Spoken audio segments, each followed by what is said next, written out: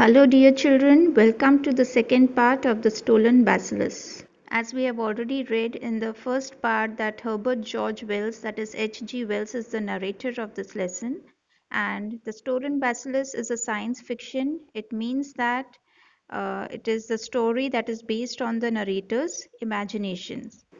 Now, children, let's recapitulate what we studied in part 1. The bacteriologist has a visitor at his laboratory, a pale stranger who arrives with a letter of introduction from a good friend of the scientist. The scientist shows his visitor the cholera bacillus under a microscope and they talk about the disease. The visitor is particularly interested in the vial containing the living bacteria. And the scientist describes the power of cholera, saying what a terrible epidemic could be caused if a tube such as the one he holds were to be opened into water supply. The scientist's wife calls him after for a moment.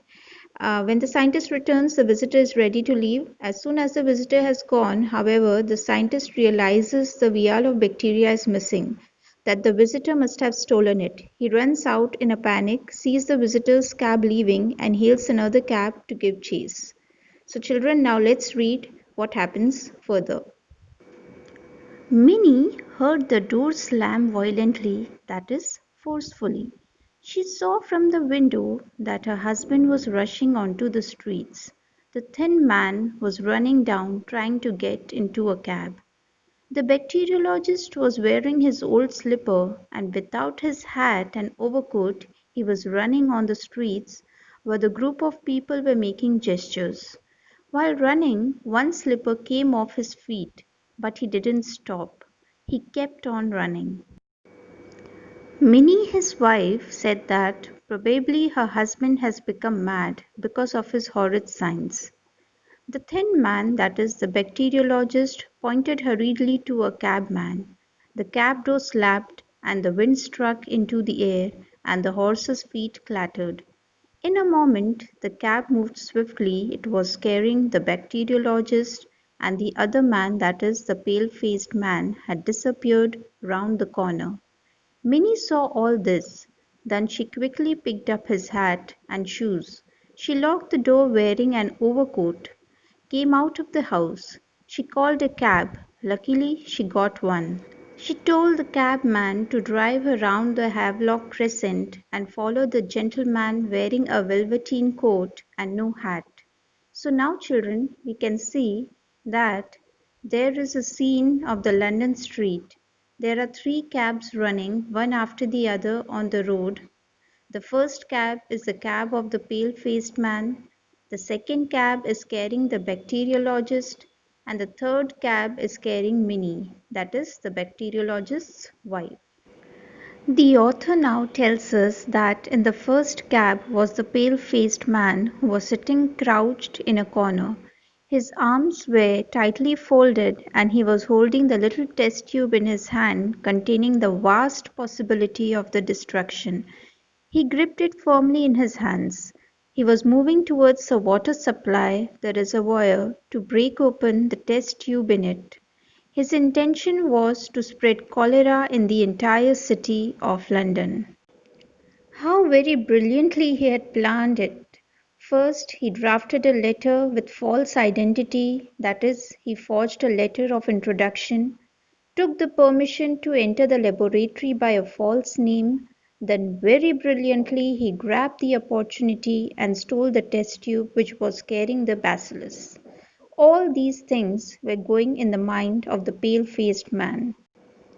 Then he craned, that is, stretched his neck to see better out of the cab and saw that the bacteriologist was hardly 50 yards behind him. The situation was bad. He could be caught and stopped. Then the cab moved upon an uneven surface. Then the pale-faced man felt a great jerk. He was half standing and trying to save the test tube which he was holding in his hands. He tried to balance himself, but the test tube dropped and broke. Few drops fell on the floor and few on the apron. He was very disappointed and watched it gloomingly, that is, sadly. He saw that there was a drop left in the broken end of the test tube which he was holding in his hand. He thought that he would not let his efforts go in vain. He would be the first victim of cholera. In a nick of time, the pale faced man drank the drop of liquid.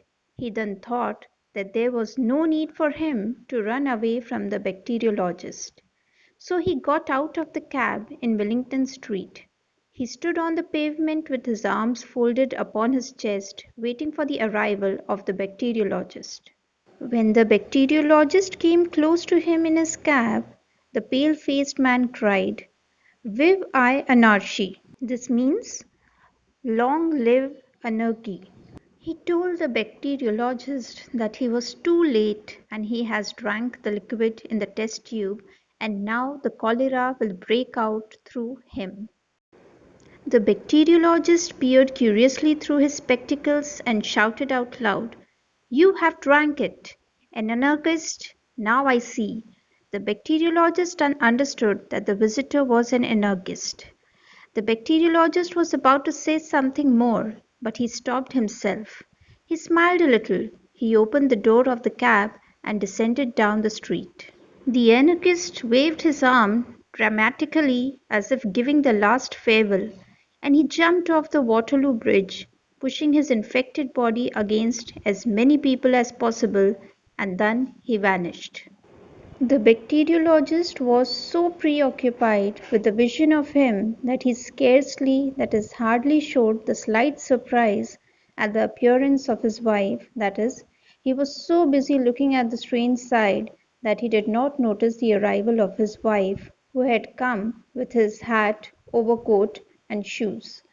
He kept looking for long and was lost in the deep thoughts. Then he thanked his wife for bringing the things. He told her to get in the cab. Minnie asked him to put on his shoes, for which he replied, Certainly, dear. He told her that the pale-faced man who came to visit the laboratory was an anarchist. He told her not to panic, else he would not tell her the rest of the story. He then further told Minnie that unknowingly the bacteriologist had surprised the anarchist.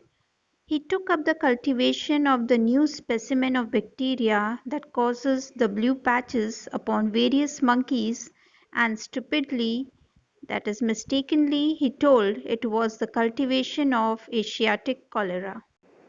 He ran away to poison the water of London. That is, the bacteriologist was actually holding the cultivation of blue ruin, and that was a kind of disease in which blue patches are produced on the skin of the animals.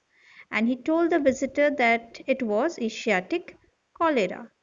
And then the man, that is the pale faced man, he stole the bacillus and ran away. He would certainly make sure that the city would look blue. He said that he certainly wasn't sure what would happen as the bacteria had turned a kitten, three puppies, and the sparrow bright blue, on which he had actually experimented.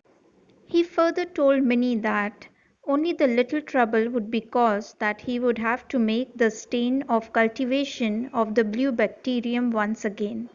He took a sigh of relief. The story ends when both the husband and the wife are moving in the cab. So, children, I hope you have understood this lesson. God bless and stay safe.